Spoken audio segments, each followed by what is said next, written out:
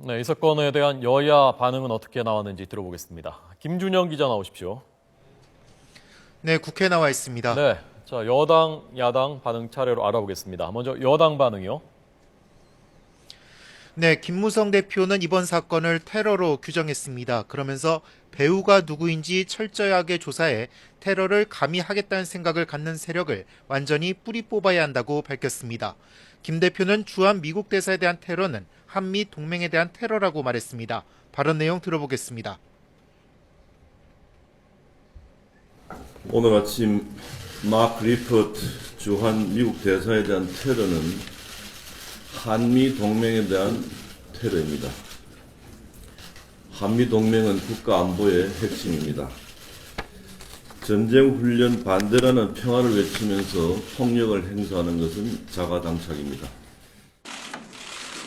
유승민 원내대표는 오랜 동맹국 대사에 대한 공격으로 한미 관계에 심각한 영향이 미치지 않을까 크게 걱정된다고 밝혔습니다. 그러면서 정부에 한미 동맹에 어떤 균열도 없도록 빈틈없이 대응해달라고 주문했습니다. 이인재 최고위원은 경찰이 경호를 어떻게 했기에 이런 사태를 방지하지 못했는지 참으로 한심한 일이 아닐 수 없다고 질타했습니다. 이런 가운데 잠시 전부터 국회 외교통일위원회는 조태용 외교부 1차관 등을 출석시켜 이번 사건의 현안 보고를 받고 있습니다. 조 차관은 리포트 대사로부터 고통스럽지만 잘 견디고 있다는 문자 메시지를 받았다고 밝혔습니다. 또 박근혜 대통령의 중동 순방을 수행하고 있는 윤병세 외교부 장관이 존 케리 미국 국무부 장관과 전화통화를 하는 등 각급에서 긴밀하게 소통하고 있다고 설명했습니다. 조 차관은 한미 동맹이 이번 사건과 관련해 흔들리거나 손상될 만큼 허약한 관계가 아니라며 한미 두 나라가 이 사건을 처리하는 과정에서 오히려 관계가 튼튼해지도록 협력하기로 했다고 덧붙였습니다. 네, 자, 야당 반응은 어떻게 나왔습니까?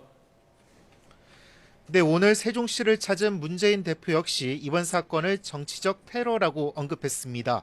문 대표는 며칠 뒤 리포트 대사와 만나기로 돼 있었는데 이런 일이 벌어져 매우 안타깝다며 어떤 경우에도 정치적 폭력이 정당화될 수 없다고 강조했습니다. 직접 들어보겠습니다.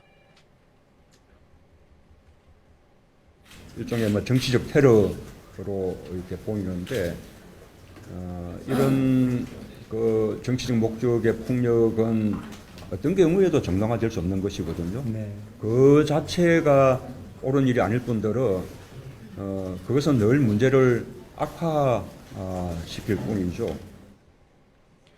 우윤구 원내대표도 테러는 어떤 경우에도 용납돼서는 안 된다며 한미 관계에 영향이 없도록 정부는 사건 처리를 신속하고 정확하게 해야 한다고 밝혔습니다. 유은혜 대변인도 이번 사건은 용납될 수 없는 범죄 행위라며 한미 간의 불필요한 오해나 감정이 없기를 바란다고 말했습니다. 유 대변인은 특히 이번 사건은 극단적 민족주의자의 개인적인 돌출 행동이라고 말했습니다. 자칫 이번 사건이 종북 프레임 등 이념 논쟁의 소재로 활용돼 4.29 보궐선거를 앞두고 야권 진영에 악재가 될 수 있다는 우려에서 선긋기에 나선 것으로 풀이됩니다. 지금까지 국회에서 전해드렸습니다.